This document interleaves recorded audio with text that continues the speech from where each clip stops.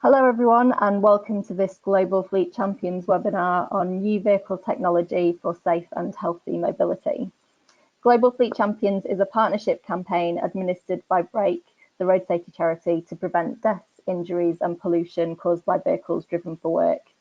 To learn more about the work that we do and to sign up for free to be a Global Fleet Champion, giving you access to fleet safety resources and to more of our events, please visit globalfleetchampions.org.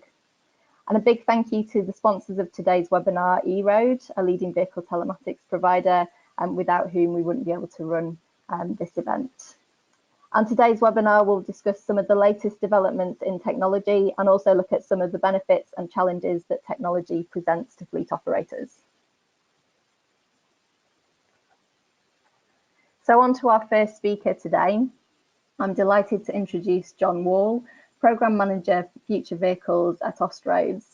John is recognised as one of Australia's leading specialists in the application of intelligent transport systems, or ITS, for road safety. He has over 25 years of experience in the development of road safety strategies and countermeasures and holds tertiary qualifications in applied science, education and public health. John is also the recipient of the National Medal for Service and a Commendation for Courage for his work as a volunteer first responder with the New South Wales State Emergency Service.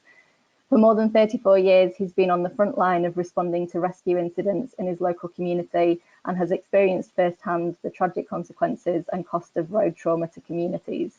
This is a primary driver for the work that he does with AUSTROS. So I'm delighted to have John with us today. Thank you very much. And thanks for the opportunity to speak to everyone today. I'm actually here in Auckland, my second trip over to New Zealand ever, so enjoying the weather, a little bit of sun out there this afternoon. But today I'm going to talk about delivering safe outcomes through connected and automated vehicles and hopefully answer the question, are we there yet? A little bit of information about AUSTROS. AUSTROS is the peak organisation of Australasian road and transport and traffic agencies. Our members look after around 900,000 kilometres of road network valued at more than $250 billion. It's the single largest community asset in Australia and New Zealand. The Future Vehicles and Technology program, which was established in June of this year in AUSTROS, has a vision that the employees of all our members have an understanding of how future vehicles can be used to improve the capacity of their organisation to deliver services that improve the lives of the communities they serve. So the owners of AUSTROS are all of the government road agencies and local government in Australia, and the New Zealand Transport Authority here in New Zealand as well. So it really is about providing services that improve the lives of the communities, including making sure that our network is safe and we all have a vision of zero deaths and serious injuries for our road network. One of the key questions, though, is how safe is safe enough? And recently I was in Singapore at the World Intelligent Transport Systems Congress, and this is still yet to be resolved. How safe do we actually have to be when we're talking about things like automated driving systems? Is it good to be as safe as a human driver, or are we actually expecting the automated driving systems of the future to be safer than the human driver? I don't think we've got an answer to that question at the moment, but it certainly is an area of research that many people are looking at the moment. To actually be safer than a human driver will require an extreme amount of effort and perhaps even is beyond the technology that we do have with us today. Whatever the result, the automated vehicles of the future are going to have to operate within a safe system. And I'm hoping that a lot of our fleet managers may have seen this in the past, but it's really a key tenet around or approach to road safety that we see across many of the developed countries in the world and starting to see in some of the developing nations as well. It's focused really around the human tolerance of crash impacts. So if we think of a human being, and we think of our evolution and us growing up on the plains of Africa, the maximum speed that we probably could run, and I'd say a few of us looking at this presentation today probably wouldn't be able to match the maximum speed of a human of around 17 kilometres an hour. Just imagine running at your maximum speed into something like a power pole. It's going to hurt when you hit that power pole. You're going to suffer some injuries as a result of that. And that's at 17 kilometres an hour. But of course, legally across Australia and New Zealand, we can do speeds around a maximum of 100, 110 kilometres an hour. I'm not sure whether people are aware, but we can't actually build a vehicle in which the average human survives an impact of 110 kilometres an hour. So what we've got to do is we've got to look at a system, and this is more than just the driver, and perhaps the old view of road safety was really around the driver being totally responsible for road safety on the road. But that's a naive approach, and we've moved beyond that now. That driver is driving within a system. We know that human beings can make mistakes, and that's inevitable. We all make mistakes. If you think about the last week of driving, there's probably some stage that you've made a mistake in that journey that you've been on. If that mistake is going to happen, then the rest of the system's got to pick up the slack and protect you to make sure that whatever the mistake was doesn't lead to a serious injury or a death. There's been lots of promises out there around automated vehicles. Back in 2015, at the top of the hype curve, I think we were seeing media organisations and more than media organisations, transport authorities and elected members looking after transport, trot out that the headline that driverless cars could reduce fatalities by up to 90%. I was there when the first road trial occurred on a freeway in Australia of a driverless vehicle. That was done by Volvo and was in Adelaide. And we saw the headline coming from the national broadcaster in Australia, the ABC, saying that by 2020, Volvo predicts that driverless cars would be on the road. Well, I don't know if it's news to anyone, but they're not actually there at the moment. And we're very close to 2020. And in fact, as the manufacturers and the software developers have made their journey along this driverless car journey, many of them have started to realise just how complex it is for us to actually be as good as a human driver, if not better, in using all of the computer software and hardware that we've got today. So it's a real challenge. Before we go much further, I think I need to explain what a CAV is. So a CAV is a connected and automated vehicle. And if we have a look at it, it's made up of two areas. So if we can look at the first top of the slide, we can talk about connected vehicles.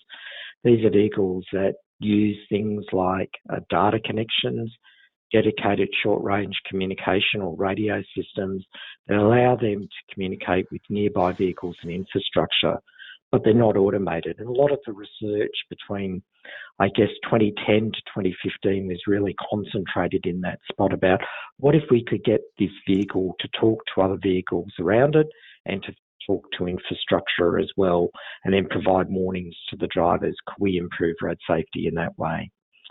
And then sort of around 2014, 2013, a lot of work started to happen in the autonomous vehicle mode. What happens if we had a vehicle that could actually do the driving task and we took the human out of the loop, and using sensors that were attached to the vehicle, things like cameras and radar, we could actually get that vehicle to sense the network and then to drive through it.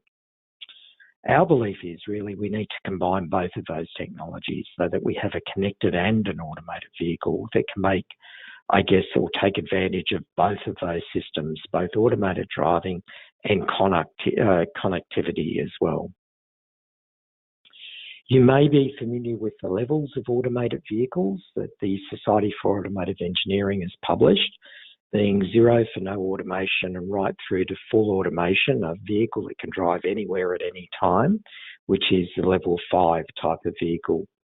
To put it in context, I guess we can look at a few of the vehicles that I've had, at least the first two anyway. This is my first car. It's a 1968 Datsun Bluebird. It's a level 0 vehicle and it cost me $450.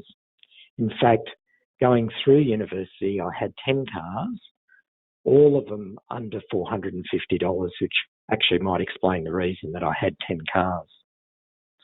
This is my current vehicle. It's a 2014 Mitsubishi Outlander. It's an SAE Level 1 vehicle because it has adaptive cruise control. So what it can do is it can sense vehicles in front of it. When it's on cruise control, it can then drop back and match the speed of that slower vehicle in front. And when that slower vehicle moves out of the way, then the vehicle can go up to whatever the preset cruise control level was that I had it set on. This is a Tesla S. And surprisingly, for a lot of people, this is only a level 2 vehicle, an SAE Level 2 vehicle. So to be an SAE Level 2 vehicle, it's got to be able to control the vehicle longitudinally in terms of speed. So in other words, similar to what I've got with my Outlander, an adaptive cruise control system, but it's also got to control the speed latitudinally. The position of the vehicle latitudinally. And that simply means that it's got to have a system that keeps it within its lane. So it's got to be capable of reading the pavement markings on the road and then actually keep the vehicle in its lane and in the centre of its lane. Unfortunately, a few people that have these types of vehicles actually think that they're fully automated vehicles, so up around the SAE Level 3 type of vehicle, and that does get them into strife. And we've seen a number of fatalities both in the US and China where people have thought that this vehicle was far more capable of automated driving than it truly is. This is the only SAE Level 3 vehicle available in a production vehicle today in the world. It's the Audi A8, and you can only use it as an SAE Level 3 vehicle on certain roads in Germany at a maximum speed of 65 kilometres an hour. The type of road that it's allowed to be used on must include a barrier on the left and the right of the vehicle. Otherwise, you can't enact Level 3 automation. So Audi here is being very, very careful. It's managing the speed, but it's also saying that if the vehicle leaves its lane, it needs a barrier to be there as well. It's the only production vehicle. We don't have any SAE Level 3 vehicles in production or available in Australia or New Zealand at the moment. This is an SAE Level 4 vehicle, so this is the Navia shuttle bus. Now, it is an SAE Level 4 vehicle. It's capable of automated driving, but only under very, very strict conditions. It's generally used in very low-speed environments and to a maximum of about 15 to 20 kilometres an hour. So you'll see this used in places like Botanic Gardens, at some airports, and perhaps around sporting venues or something like that. Generally only as a trial vehicle, not really in full production, and there's only really a handful of these vehicles that have been produced around the world. SAE Level 5 vehicles, well, at the moment, I think really that's pretty much a dream for everyone. We're not there, we're not close to that at the moment, and it could be decades before we see an SAE Level 5 automated vehicle. This is a vehicle that can drive anywhere, anytime, and in any weather, on any road. We're a long way away from getting to Level 5. But there are lots of people out there trialling these sorts of vehicles. This gives you an understanding of the work that Waymo's doing. So the Google spin-off company that's been trialling theirs, around 7 million miles. The last lot of records that I've got, which is around June of 2018. 7 million miles of automated driving is pretty impressive. However, what's more impressive is the 2.3 billion automated miles that Tesla vehicles have driven under Autopilot. So remember, this is that level 2 vehicle, but this is when the vehicle's actually in level 2 automation. So Tesla would claim by 2020, they expect their vehicles to have driven more than 2.3 billion miles under automation, and all of that data is being collected by Tesla and is being used to refine the drivability of those vehicles. There are a whole range of connected and automated vehicle trials currently occurring across Australia and New Zealand, and many of those are around. There's a couple here in New Zealand with the Navia shuttle around Christchurch Airport that people may have seen as well. In Australia, a couple of main projects. The City project is a large project around freight vehicles. It's only connected, it's not an automated vehicle trial. Around 10 billion records have been collected as part of this process. The Cavi project in Queensland is going to test both connected and automated vehicles.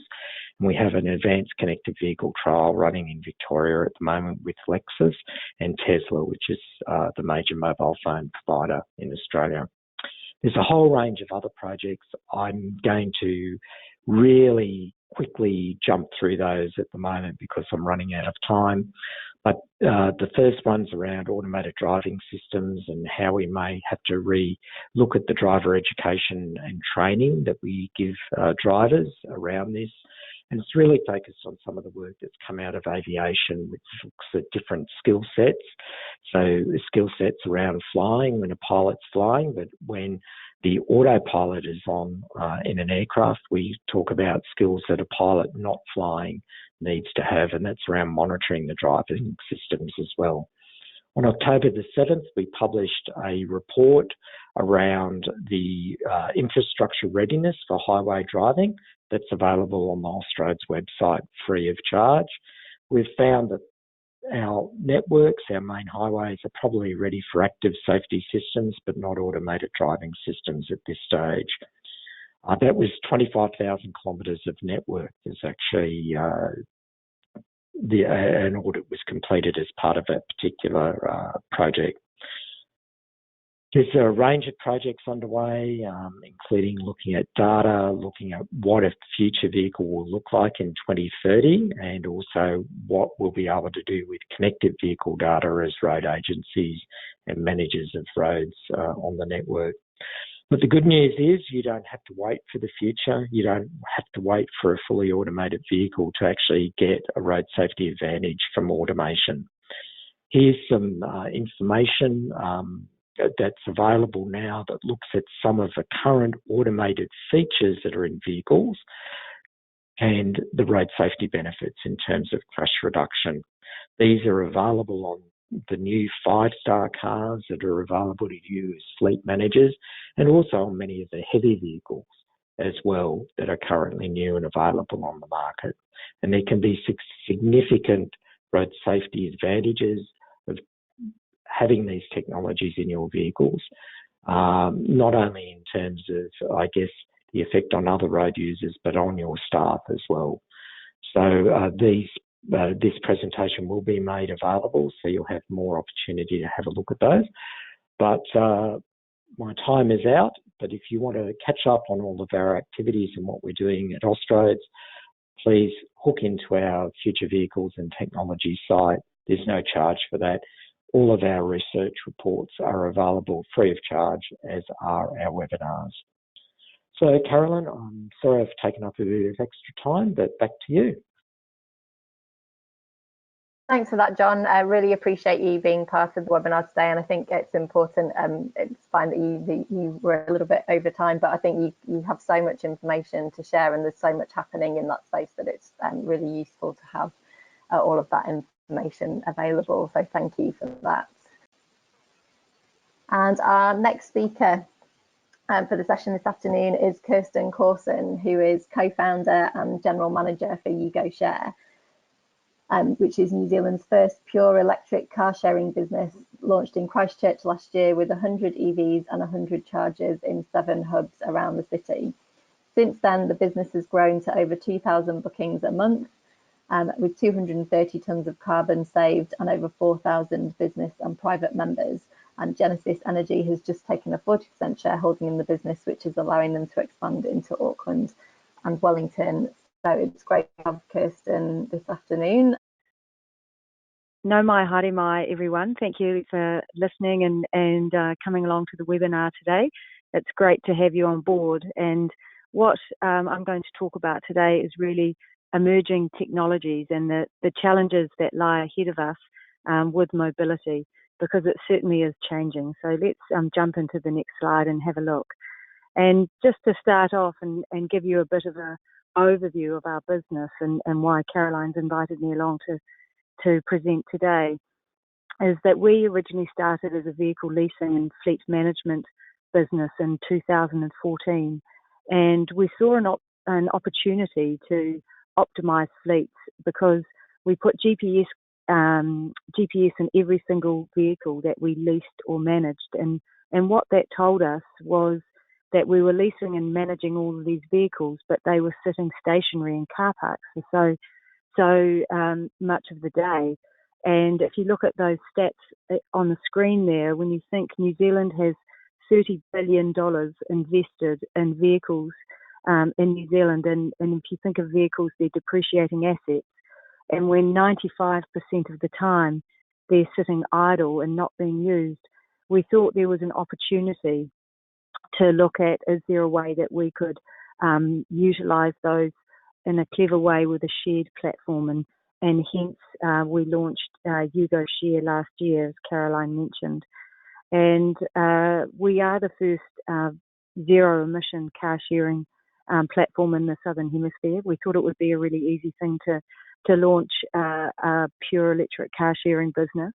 And there's certainly, there's been some challenges to overcome, and it's been really exciting coming in first into Christchurch. And you'll see that photo there of Jacinda, our Prime Minister, and Leanne Dalzell, our Mayor, and the council were really revolutionary looking at mobility in their business, and they helped us launch, and they made a commitment to exit 55 vehicles from their fleet, and it was compulsory basically for the council staff to use this shared fleet of electric vehicles. The business has grown since February last year, and we have over 2,000 bookings a month. We've got over 50 business customers and over 4,000 private users as well, and that use the vehicles. And as Caroline mentioned, we've saved over 230 tonnes of carbon, which is really exciting for the city. And if we look at a different country and look what's going on there with mobility and in particular electric vehicles, I know everyone talks about Norway, and we often reflect on the stats in Norway, which is very impressive. But if we look at a country like China, they've had subsidies in China, which has really boosted the electric vehicle manufacturing, and we've seen new manufacturers emerge. Warren Buffett has invested in BYD, and we're seeing a whole lot of new Chinese manufacturers coming on board with EVs. And if you look at 175% increase in January and February from last year in EV sales, which is quite dramatic. And in New Zealand, we have less than 2% of our fleet as EVs, and over there they have 4.2%. So it's a huge amount of EVs, and in particular, they've had a real strength around EV buses. So cities like Shenzhen, their total bus fleet of over 16,000 buses is all EV. So it's certainly impressive to see other countries leading the way with electric vehicles. And if we look at some of the international commitments that we're seeing, all of these countries listed here have made a commitment to ban the sale of new combustion passenger vehicles, and the majority of them are making that commitment by 2030.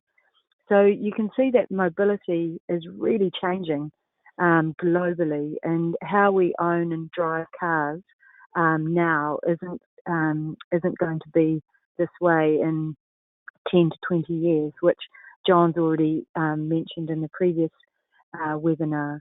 We haven't. You'll notice that we haven't got New Zealand on this list yet, but certainly last week with New Zealand passing the zero emission bill, that is certainly a great stepping stone.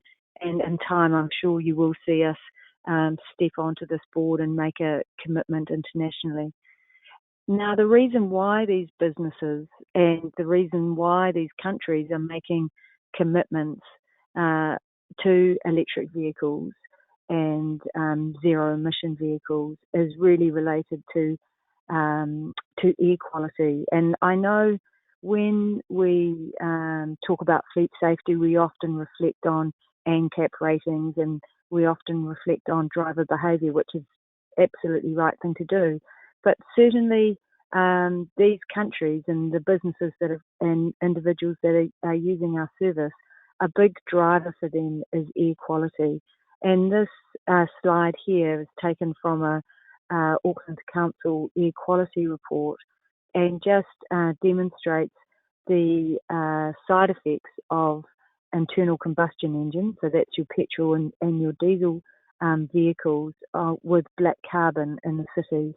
And certainly in Auckland, there's definitely some room for improvement. And something that isn't talked about is the amount of deaths that we see. In New Zealand, it's over 1,000 Kiwis die a year from air pollution related diseases. And in Europe, it's over 400,000. And in China, it's over 1 million. And, you know, recently there's been a lot of global media around the air quality in India and the air quality in China. And hence, you've seen a commitment from India to ban the new sale of combustion engines by 2040 as well. So, you know, 66% of the black carbon measured, if we look at Queen Street in Auckland, is from diesel vehicles, and it's at the worst level ever recorded this year. So certainly there's an opportunity for us to think about health and safety and what the impact of our large fleets that we have are making to air quality. And if we look at the carbon savings and the opportunity here, we've got 18% of our transport is creating emissions, and the great opportunity for New Zealand with 86% of our energy is coming from renewable sources. So it really makes sense for us to have electric vehicles. We've seen Auckland and Wellington and Christchurch have all declared climate emergencies. And as I mentioned before, the zero emission bill has just passed, and we do expect that will accelerate change, which is exciting. And as Caroline mentioned at the beginning of the webinar too, you know, 230 tonnes of carbon has been saved in Christchurch just by people choosing to drive our electric vehicles instead of driving a combustion vehicle, which is a great stepping stone. Whilst EVs are still in their infancy, they are really starting to take off in New Zealand, which is very positive. But let's have a look now at another zero emission vehicle, which we're seeing emerge in New Zealand, which is exciting. We've just seen Hyundai with the launch of their Nexo hydrogen vehicle, and that is very exciting to see. And we're also seeing some other manufacturers start their production of hydrogen vehicles.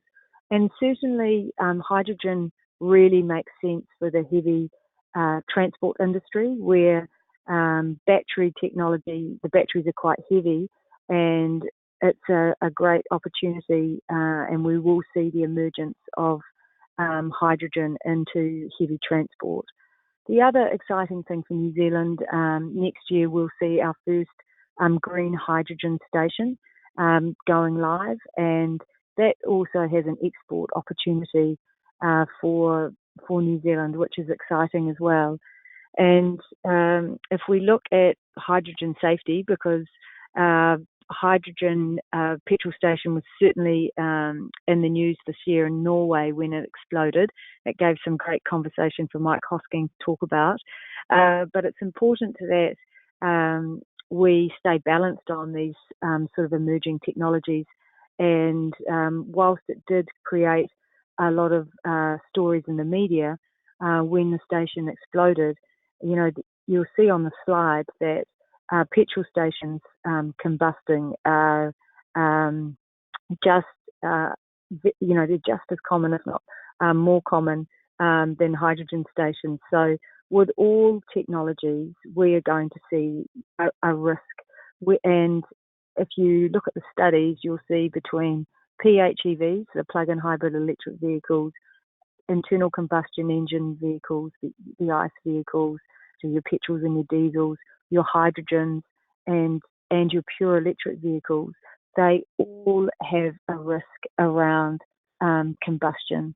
So it doesn't matter which vehicle you choose, that is going to be a risk. And this slide here just shows the huge amount of work that goes in by the car manufacturers to create safe vehicles. So whilst there'll be a risk with any vehicle you choose to drive, certainly everything is done by the manufacturers of hydrogen and EV, and certainly all of our vehicles are NCAP 5 to minimise the risk as well. And that's really what this slide starts to talk about, is all the technology features that we see in today's cars to make them exceptionally safe. And, whilst we have all of this amazing technology sitting in the vehicles, for New Zealand, it's still very sad to see that we've got the 5th highest fatality rate per capita in OECD countries. So whilst we have got very safe cars, when you're choosing to buy a new car or share a new car, as the case may be, we're still seeing high rates, and that's certainly an opportunity that New Zealand can improve on. And I know in the previous webinar, John was talking about autonomy, and it'll be interesting to see autonomous vehicles as they emerge globally and into New Zealand, because, as this slide says, if, autonomous vehicles do for transport what flight management systems have done for air travel, we would expect to see a 99% reduction in accidents. So that's really profound and could make a huge impact for New Zealand. And we're seeing, obviously, our business has started in Christchurch, and it's wonderful to see Omeo at Christchurch Airport, the autonomous shuttle that's been trialled there. And certainly, as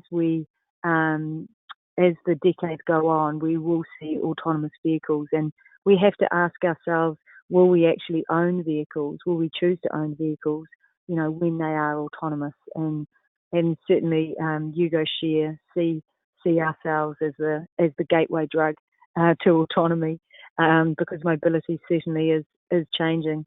And if you're anything like me, I think I am a bit of a control freak, because when I have got behind the wheel of a Tesla and tried the autonomy functions, I have found it very challenging. And I think a lot of Kiwis,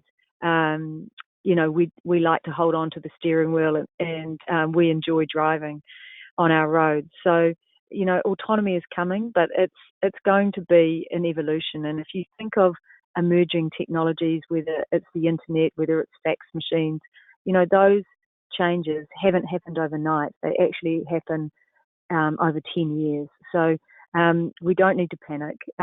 Change will come, but it will happen slowly. And we're seeing with the levels of autonomy changing in New Zealand. It's happening over years, not overnight. So we need to keep calm and carry on.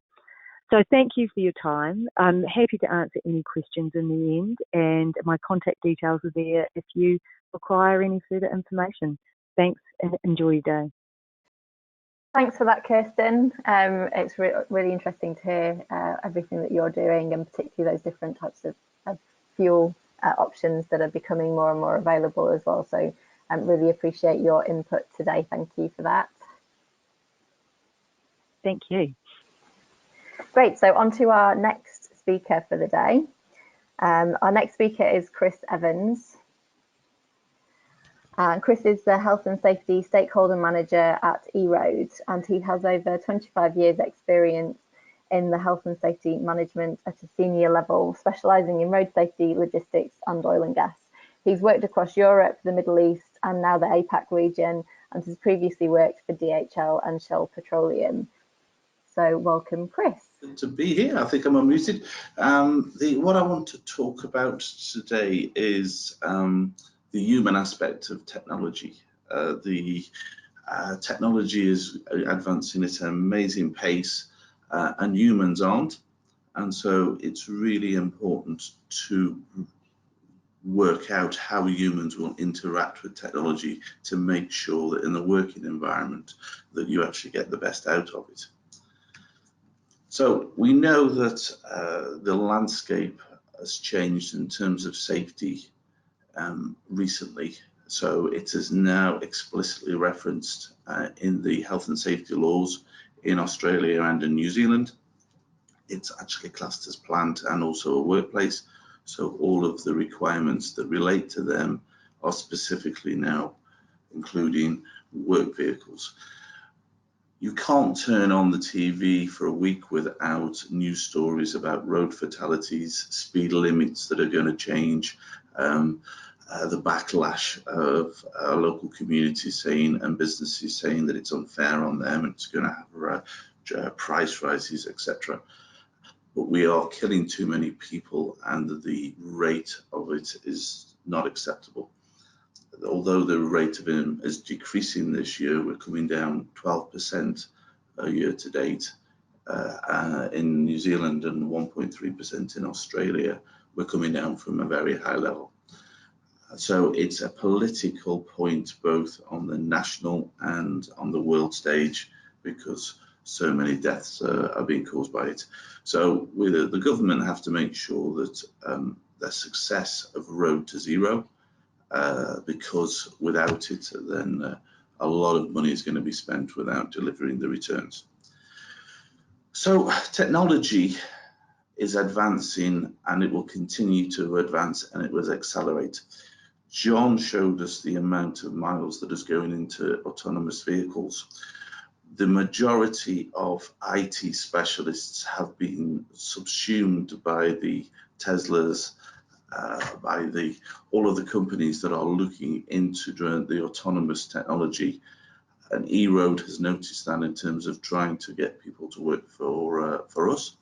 So they're paying much higher salaries because that is the future. The technology is going to get faster and smaller. So the Ray Kurzweil graph, what he reckons is that every 2 years or 18 months to 2 years, the density of semiconductors increases or doubles. So therefore, it will just get far more powerful. Technology also will become more integrated. So at the moment, for instance, eRoad has a box on the dash. The integration with the car manufacturers and with other systems such as cameras will only get better. And it will become more mobile and far more intelligent. So machine learning is a term that you hear far more this time, where it actually then self-learns. As an example, if you think of a mobile phone, the first mobile phone call in the UK was made in 1985. And the picture at the bottom left shows you the size of the battery that was carried for it. If you think of your batteries now, if you think of your phones, they are more powerful than most computers. They've replaced your clocks, they've replaced your phones, and that's one of the greatest risks that we see in driving is that people who are addicted to phones drive and cannot put them down when they're on the roads. So the other thing as well that will become apparent is that data is key. So in a business, the data that is captured by all of the technology will become so useful in terms of making sure that your business is as efficient as it can be. And that's why when we're looking at autonomous vehicle, they're looking at how many millions of kilometers are driven, and that data becomes the ingredients to make it better. So when I talk about people, what I hear a lot is drivers in the workplace aren't happy with technology. They feel that the technology within their cab is a spy and it's looking at them. And a lot of, especially heavy goods drivers, are particular animals in terms of they like their freedom, they like their own company, they like their open road.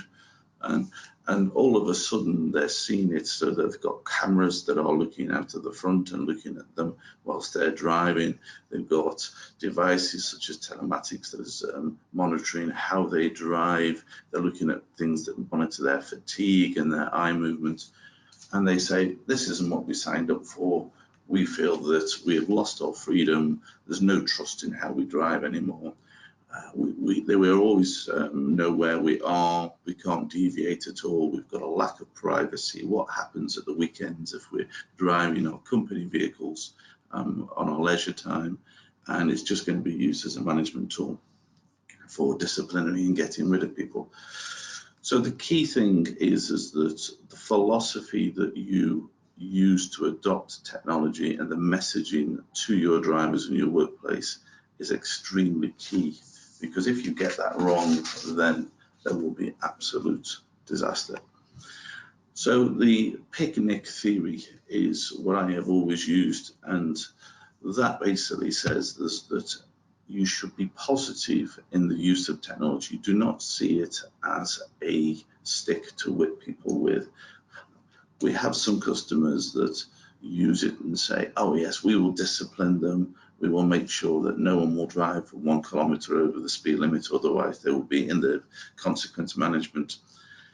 What we say is that, and we see the most successful customers, is that if you apply a positive response from what they are doing, if you make the rewards immediate, and if you make it so it's certain, so that's the PIC part of it, then the motivational theory says that will then give you the right behavior.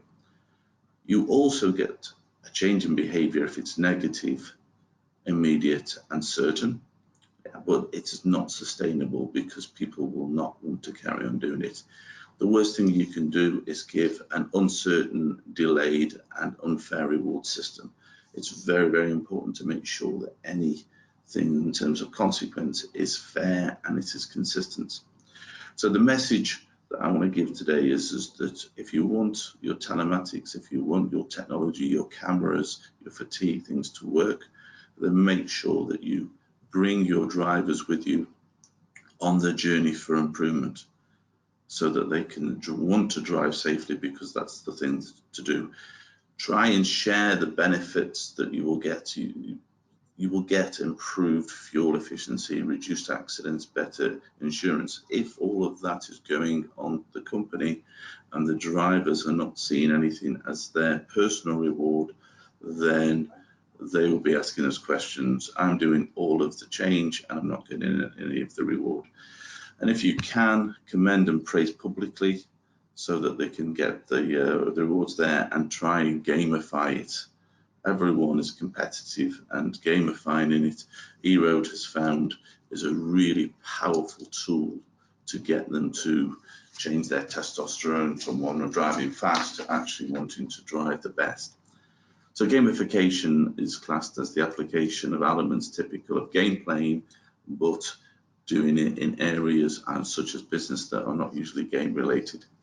And by having it so that they can see how they are performing against their closest colleagues and against departments, against divisions, and against possibly other companies, then they get a sense of achievement.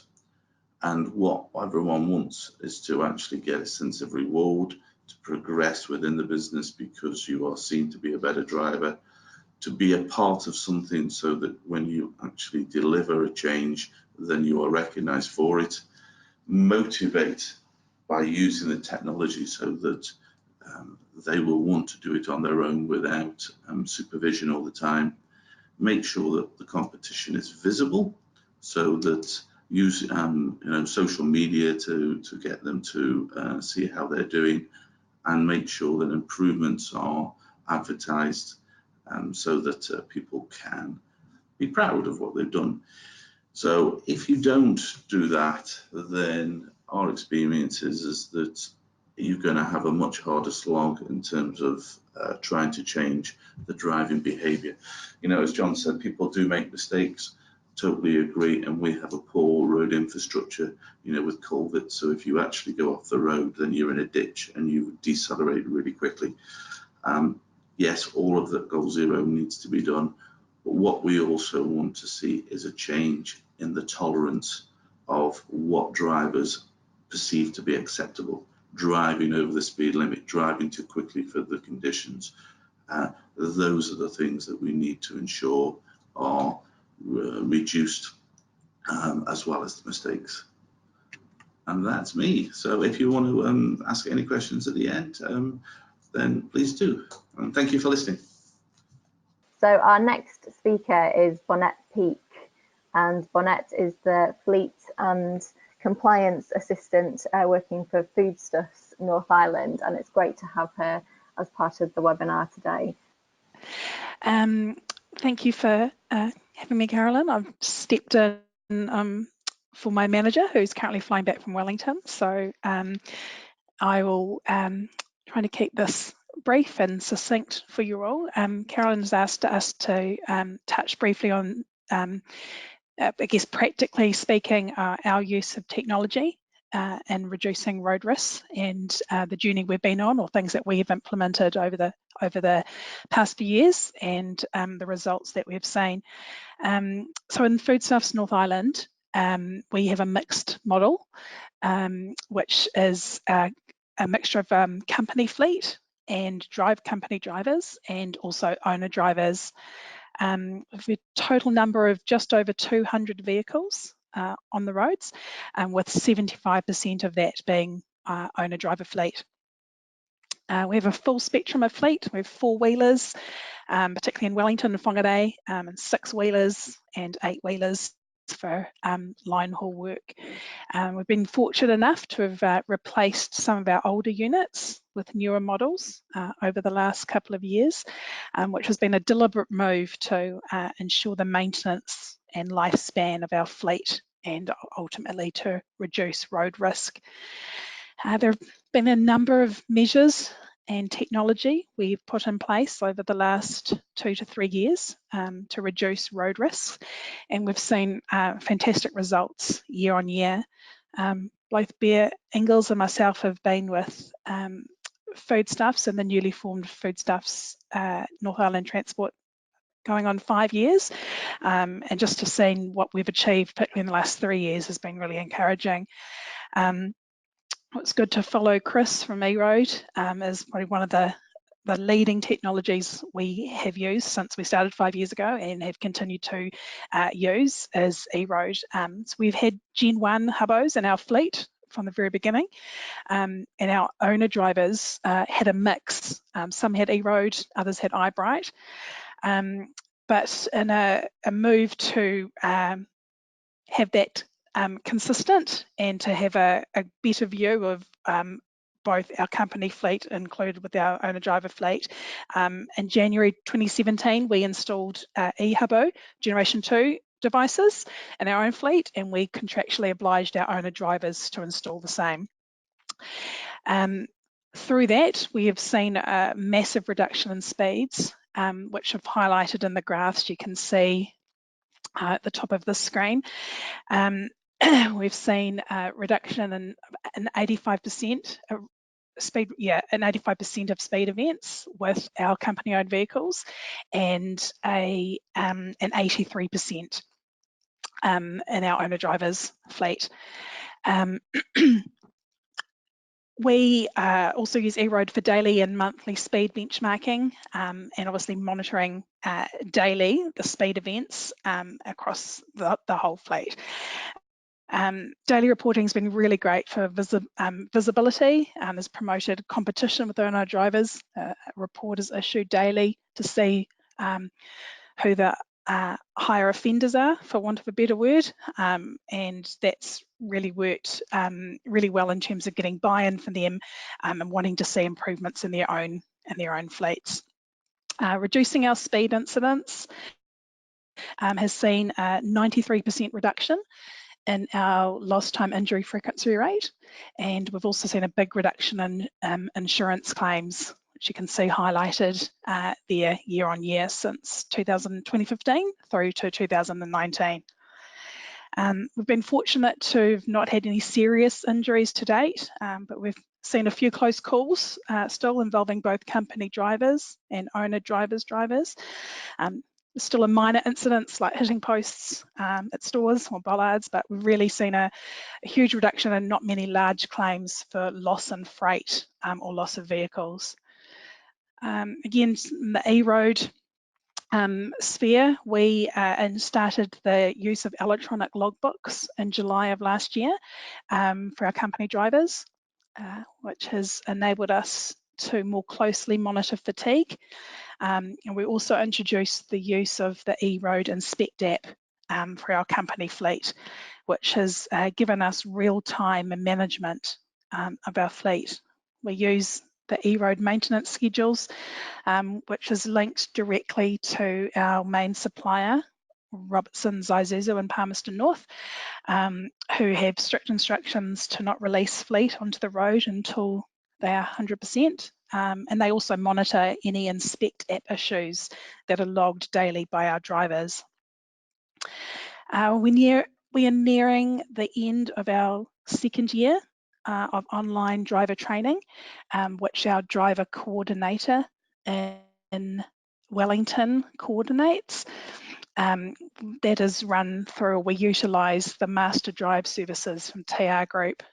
This has provided coaching opportunities and further development for all of our company drivers.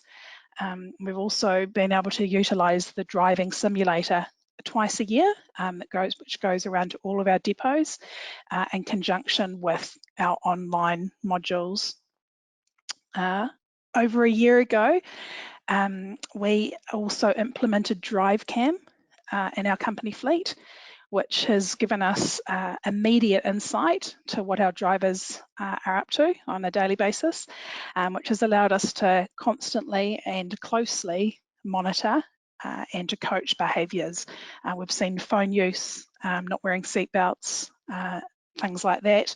But it's also provided a clear picture of what has occurred when there have been incidents involving other vehicles and also incidents on our sites, which has really been invaluable in investigative occurrences. In September of this year, we actually started a trial of Guardian seeing machines, and that is rolled out to one of our company trucks in New Plymouth, and that actually triggered an event with a fatigue driver on the second day of the trial, which was really good timing, I guess, and again just proved to us the immense benefits of that. So in conjunction with that, we've also had last week AutoSense bring along their simulator to our head office here in Auckland. The Foodstuffs board were meeting that day, and the group transport manager and Blair Ingalls, the fleet and compliance manager, had opportunity to present to the board along the journey that we're on. And board members themselves were able to experience firsthand the use of Guardian in the simulator, and we're hoping to gain CAPEX approval shortly to launch Guardian seeing machines into all of our remaining company fleet. We're always looking for changes in technology and ways that can improve our business, and with safety being at the forefront of what we do, and we will continue in that vein next year. So thank you, Carolyn, and thank you all for your time. That's great. Thanks, Lynette. It's always really good to put a lot of this information into context of how a fleet actually implemented technology as part of their fleet programme, to give us a real sense of how it can actually work in individual fleets. So many thanks to you for taking part. Chris and John, we've got you back now too. Unfortunately, Kirsten has had to leave. But if anyone does have a question for Kirsten, then please still send it through, because what we will try and do is either record those Q&As with her separately, or at least get some written responses back from her in relation to those questions. So if you do have a question for any of the speakers today, please do put them through. I did have one for Kirsten, but I'll get that to her separately. But I've also got one here for John initially, but others can contribute to that as well. John, when you talked about ADAS, what would you say currently, what are the most effective ADAS systems that are out there? If fleets are looking to make investments in that space, what's the best bang for buck at the moment? Thanks, Carolyn, for that. I think I'm just going to run straight through into my last table, and let's have a look at some of the latest research. So obviously electronic stability control is a really big one. If you've got a 5-star ANCAP light vehicle, and I realise that there are heavy vehicle operators probably tuned into the webinar as well, and we don't have star ratings for heavy vehicles at this stage, but all of the new 5-star rated vehicles certainly have electronic stability control. We're looking at things like an 82% reduction in SUV rollovers with that technology, and around 32% reduction in single vehicle crashes, leading to a death or fatal, death or serious injury.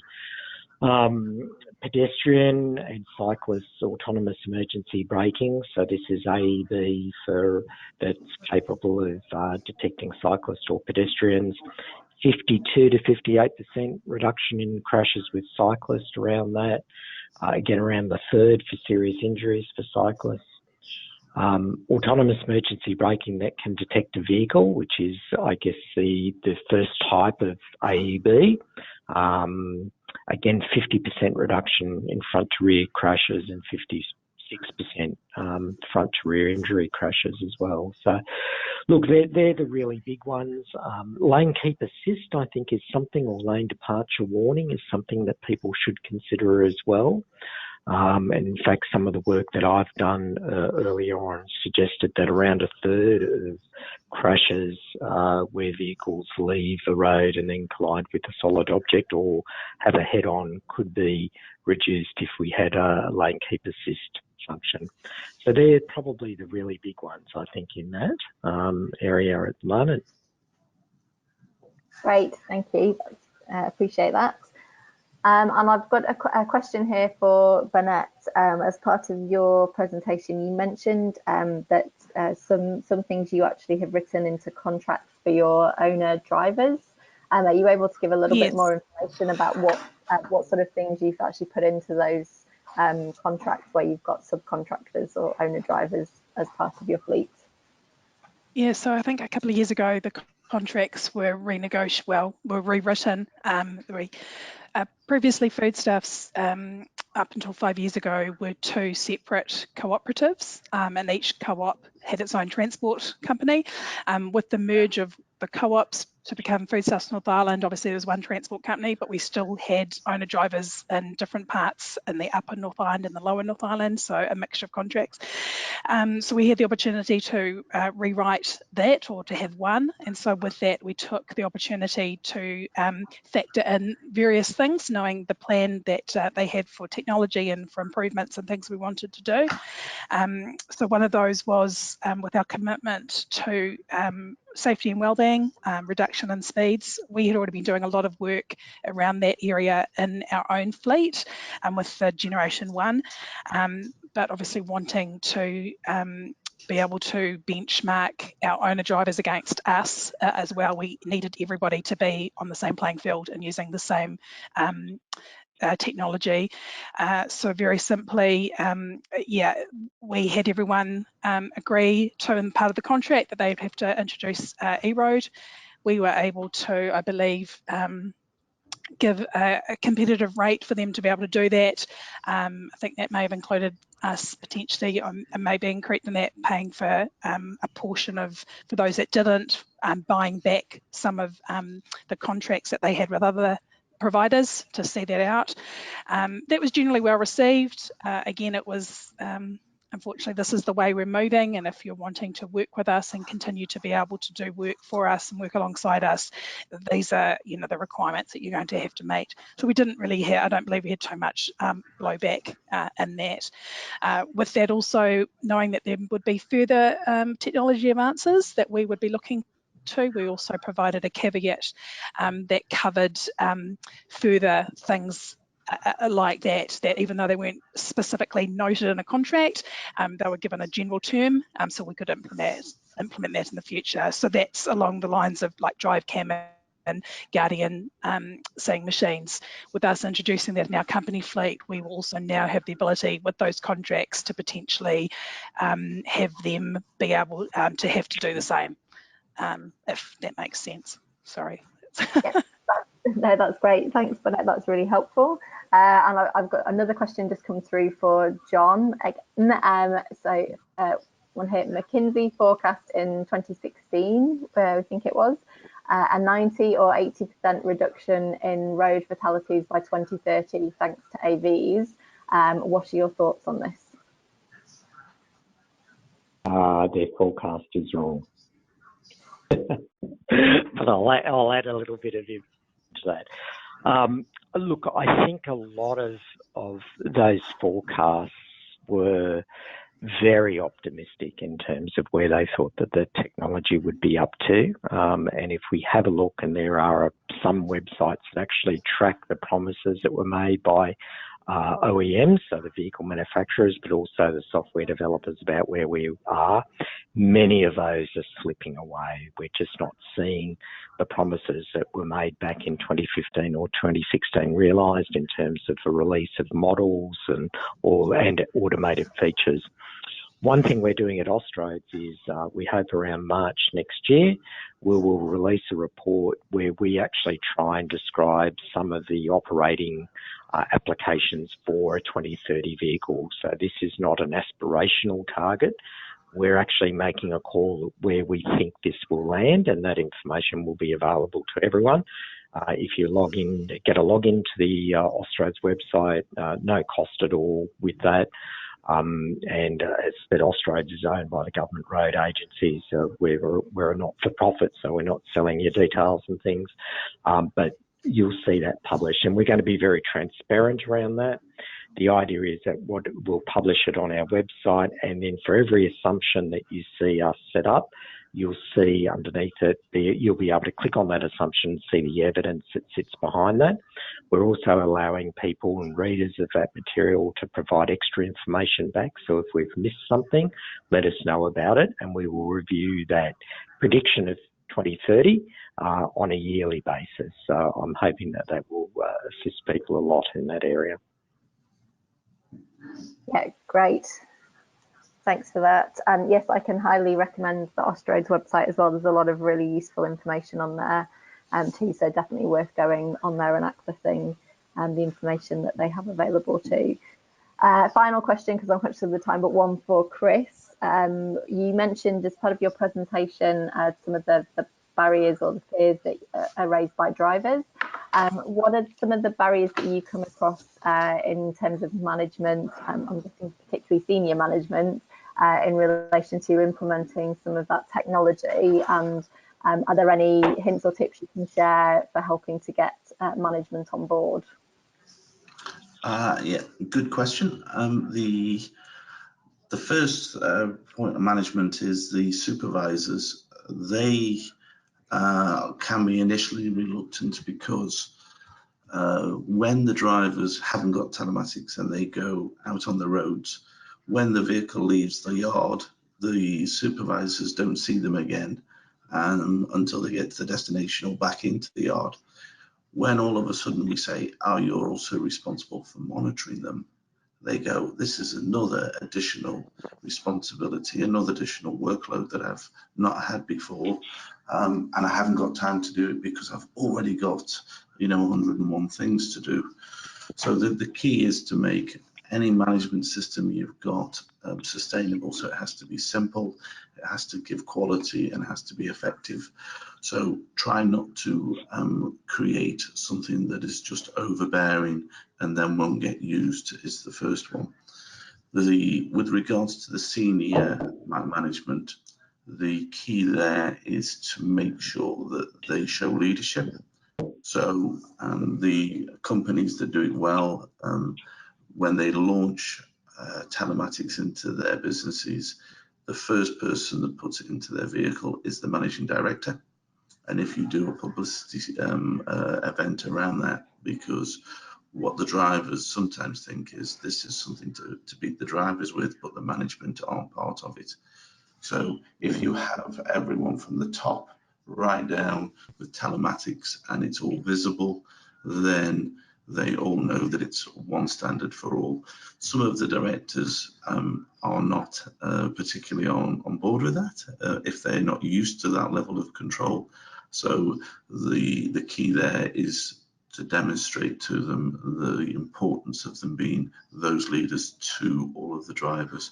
And generally they come around and then you have a leaderboard with the senior exec, and they then get into their own competition and it's visible to everyone. Is that okay? Great. Yeah, that's brilliant. Thanks so much for that. And thank you everyone for your questions, and to all of our speakers for responding to those as well. We appreciate it. I'm just going to remute you all just for the last little bit. Great. So that's the end of our presentations for today and the Q&A session. Thank you so much for taking part today in that. We really appreciate it. We're currently planning our event schedule for 2020, including seminars, webinars and roundtable discussions as well. So keep an eye on the Global Fleet Champions website for more details of all of those.